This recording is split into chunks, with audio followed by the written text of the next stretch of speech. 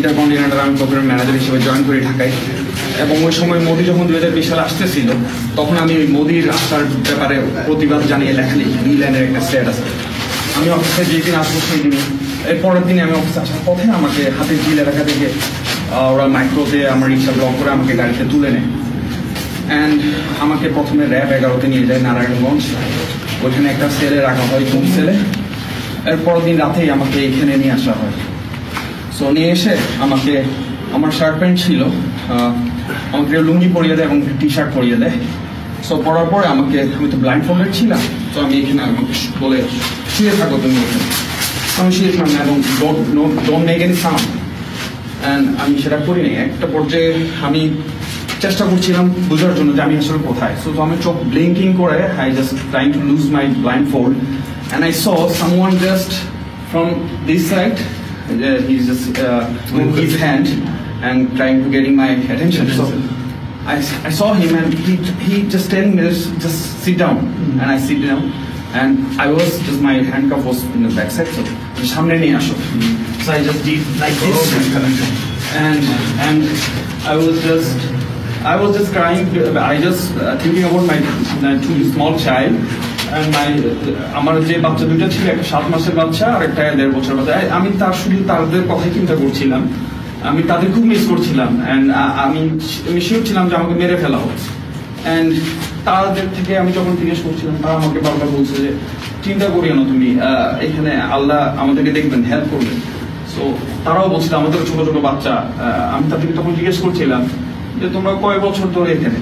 তো কেউ বলে 1.5 বছর, পাশে ও একজন ছিল, ও বলে ও 3 বছর, একটা 17 বছরের বাচ্চা ছিল, ওর আঙ্গুনিয়া থেকে ওকে গুম করে আনা হয়। এই পাশে আরো 2 জন ছিল। এখানে তখন এসে গেছে এবং আমাদের প্রত্যেকটা কমিউনিকেশন টোটালি ইশারায় হচ্ছে। কারণ এবং যে ইশারা যখন বুঝতাম না এখানে একটা দেওয়াল ছিল, তখন মুভ করে ফেলেছে। হ্যাঁ, আমরা তখন মানে যখন যে কথা ইশারা বুঝতাম না, তখন লিখে মানে বোঝানোর চেষ্টা করতাম। আমরা হাতের আঙ্গুল যে আমি নাম যখন বলতে, আমি নামটা বুঝতে পারছিলাম না, তখন তারা এইভাবে করে স্টোন দিয়ে। লোহার এটা লোহার বার ছিল।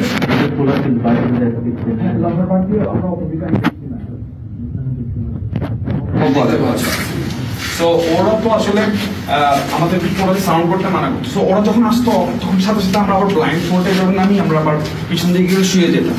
তো এইভাবে করে আমাদের দিনগুলো পার হতো। এবং তারা এবার এই পাশে, আমার ডান পাশে একটা ছেলে ছিল। সো কিছুক্ষণ পর পর খুব মারতো, তো কন্টিনিউয়াস মারতো, এবং ও যতক্ষণ না কান্না থামাতো না, চিৎকার থামাতো না, ওকে মারতো। সো আমি তখন জিজ্ঞেস করতাম ওকে কেন মারতেছে। তো সব বলতে হয় ওকে মারতে মারতো পাগল হয়ে গেছে এবং ন্যাংটা দাঁড়ায় থাকতো, এই জন্য ওকে মারতো। এবং ওকে কন্টিনিউয়াস মারতো যতক্ষণ ও সাউন্ড বন্ধ করতো না। সো আমার এই পাশে আমি আরো 4-5 জনকে দেখি, কেউ 1.5 বছর, কেউ 2 বছর, কেউ 3 বছর ধরে ঘুম ছিল। সো এইভাবেই করে আমাদের তোমাদের এর মধ্যে আমার এখানে আমার জানা মতো 6 জন ছিল। আপনি পাশে ছিলেন? আমি 10 ডেজ ছিলাম। তোমাকে এনেছিল জাস্ট মোদির বিরুদ্ধে স্ট্যাটাস, বাকিদের কোনো পরিচয় জানতে পেরেছিলে? আমি একজনের নাম জানাচ্ছি সাইফুল, 2 জনের নাম জানতাম না, 2 জনের নামই সাইফুল ছিল। পলিটিক্যাল অ্যাক্টিভিস্ট বা ছাত্র কিছু? আপনার নাম কিছুই না। আপনার নাম? আমার মাসরুর আনোয়ার চৌধুরী। এখানে কি সিচুয়েশন কিছু ছিল না? এখানে একটা ইয়া ছিল, কম্বলের একটা এক লেয়ারের কম্বল, একটা বিছানা ছিল, আর কোন বালিশ টালিশ ছিল না, একটা কাপড় ছিল। পরে ওই সাইফুলদেরকে তুমি আর খুঁজেছিলে? জানো ওদের কি অবস্থা? আমি শুনেছি সাইফুল মানে পরবর্তীতে ওকে ছেড়ে দেওয়া হয়, বাট ও কোথায় আমি আর ট্রেস করতে পারি। কবে থেকে কবে ছিলেন? 2020 সালের মার্চের 1 তারিখ থেকে 10 তারিখ পর্যন্ত। আসলে এখান থেকে ছাড়ার পরে যে মামলা দেওয়া হতো ওটা নিয়ে। ও আচ্ছা, আমাকে এরপর 10 দিন আসার পরে আমাকে যখন ওরা এখান থেকে নিয়ে যায়, আমাকে ফিশ মানে এরকম করে একজনের সাথে কমিউনিকেট করতো, নো সাউন্ড এট অল। তো তারা বললো কি তুই 2 রাকাত নফল নামাজ পড়ে নিস, তোরা এখান থেকে বের করতেছে। সো আমি ধরে নিয়েছি আমাকে ক্রস ফায়ার দিব, মেরে ফেলি। সো আমি আসলে কালামা পড়ে নিই অথবা দোয়া পড়ে নিই। এরপর আমাকে আবার নিয়ে যায়। সো নিয়ে যাওয়ার পরে আমার সাথে কিছুদিন আগে আমার দেশ নিউজে আমাদের এই লিড নিউজ এসেছে যে 3 প্রকৌশলীকে গুম, এটা লিড নিউজ এসেছে। এখানে আমার সাথে আরো 2 জনকে গুম করা হয়। জাস্ট তারা আমার সাথে বসে চা খেত, আমার সাথে তারও ভালো ভালো কোম্পানিতে একজন চুয়েটার ইঞ্জিনিয়ার, একজন সফটওয়্যার ইঞ্জিনিয়ার, একজন ইলেকট্রিক্যাল ইঞ্জিনিয়ার। সো জাস্ট আমার সাথে তারা হাঁটতো, কথা বলতো, সেই জন্যই তারা নিয়ে এসেছে। সো পরবর্তীতে আমাদেরকে যেই দিন প্রকাশ করা হবে মিডিয়ার সামনে, তার আগের দিন রাতে নারায়ণগঞ্জে একটা হোটেলের সামনে ওরা নিয়ে যায় গাড়ি করে। আমরা 3 জন এবং সাথে আরেকজন হুজুর, তাকে আরো 2 সপ্তাহ আগে গুম করে তারা রেখেছিল র্যাব 11 সেল। সো ওইখান থেকে আমাদেরকে নিয়ে যায়। একটা ব্যক্তি, যে লোকটা গাড়িতে ড্রাইভারের পাশে ছিল, সে ওই সামনে গিয়ে এই ধর ধর জঙ্গিদর বললো। তো জঙ্গিদর বললো, এখন মানুষ তাকায় আছে। তো দেখলাম 4 জন ব্যক্তিকে ওর গাড়িতে তুললো, এবার গাড়িটা ব্যাক করে নিয়ে আসলো। আমি ধরে নিয়েছিলাম হয়তো আমাদেরকে ছেড়ে দিব অথবা এরকম। ব্যাক করে নিয়ে আসার পরে আবার আমাদেরকে নারায়ণগঞ্জের 11 সেল, যে সেলটাতে আমরা গুম করে ছিল, আবার ওখানে দিয়ে দিল।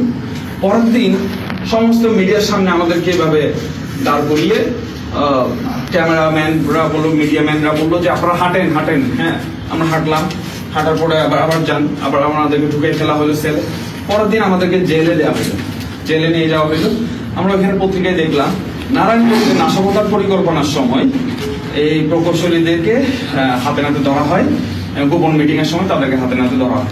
এরপর আমার my career already destroyed, and I was a procurement manager in multinational companies, and I earned 6-digit salary, and that is a big point in my career. Within 3 years I became manager, and everything was gone, and still I'm suffering in financial crisis. I have 3 child, and আমি কেসে এখনো হাজিরা দিই, আমার কেসটা এখনো চলছে। মানে just জঙ্গি নাটক। হ্যাঁ, ওই জঙ্গির মামলাটাই এখনো চলছে, আমি এখনো হাজিরা দিই। এখনো চলছে। জি।